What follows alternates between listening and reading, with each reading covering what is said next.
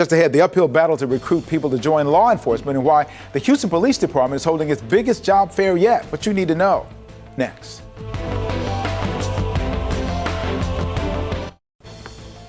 Police make up the safety net for our communities. We rely on them to enforce law and order. It's safe to say that without effective policing, our communities would be bordering on chaos and our sense of well-being would be shattered. Having said that, while new Houston police classes are being started, the numbers of those in the ranks who are resigning or retiring is sending a red flag about the challenges of keeping the Houston Police Department staffed for the job that will be needed in the years to come. A big effort is needed. And that's why HPD is hosting its biggest ever hiring expo on August 27th at Discovery Green. Here to talk about that this morning, HPD Commander Christine Anthony Miller and Officer Roman Conchola. Good to see you both. Good to see you. Thank you for being here. You know, this whole thing, we've been seeing this story about recruitment challenges all the way here now. What's being done, this expo, why is it an urgency to do this, and what is going to be expected on that day? You know, we are just looking for some qualified people with a really a heart for service to join us. As you know, there's definitely challenges to recruitment. We have competition with other jobs and policing during a pandemic. And you know, having people that want to do this job, you know, this is 24/7, 365. We don't get off. We work holidays, we work shift work and this and that. But it is challenging. Certain kind of person, certainly. Officer Controller, what motivated you to join HPD, and what would you tell others who might be coming to this job fair about why they should do so? So I was interested in the law enforcement because I was in the military. And so when I left the military, it seemed like it was something to just kind of smooth transition. And I've enjoyed it ever since. I mean, it's a sense of duty, you know, the professionalism, the rank and order is what I've always enjoyed, and just commitment. You find it's a good fit for those who've been in the military because they're used to that structured environment, and that's the same sort of scenario? It is, it is. Absolutely. As a former high school teacher, I joined this. And so that heart of service, still wanting to help people, still wanting to give. You know, we recruit all the time, but we are so happy to have this expo to bring people to Discovery Green. We're going to have a variety of divisions out there to talk. And, you know, we're just constantly recruiting because we need people. Houston is growing. Houston is huge, and HPD needs to stay with that. I understand that there are going to be opportunities for people to get applications right there on the spot. They come and they fit certain parameters. Tell me again, because I know before we started taping, I asked what are the parameters, and I'm aged out of the category. But what are the age categories you're looking at? 21 to 45. Okay.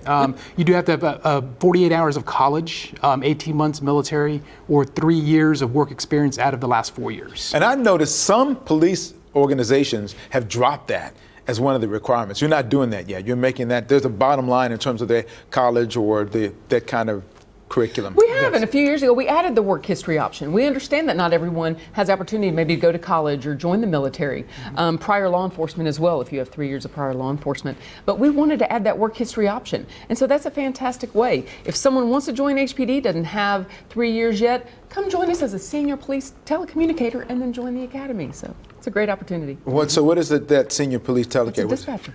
They are an important part, and they are a civilian employee, but that's a great way to not only serve HPD if you maybe don't want to be an officer, or if you need that work experience. So. And I've heard that is an area where you really are, the people are really needed there. You're down by big numbers that people are needed there as well. Very important part of the team. We need that. We need officers, and we're looking for everyone. So one of the issues I want to talk about is police are facing these days increasing level of danger. These sort of things, when you see people, you're facing people with automatic weapons fire. The children who were killed in Uvalde, police were on the scene there. That's a role that you might not have envisioned a number of years ago, but now that's a part of your day. You have to be ready to train for that. What do you think role that plays in either wanting people to get in or maybe dissuade people from being involved? Personally, I think it could be both. I think if there's a fear, understand that we have fantastic training, but also understand that the potential for being involved in such an incident like that is actually very rare. Most of the time, it's helping people, responding to emergency, non-emergency calls. But Kimbrell, you're exactly right. There's violence out there. There's more guns on the street.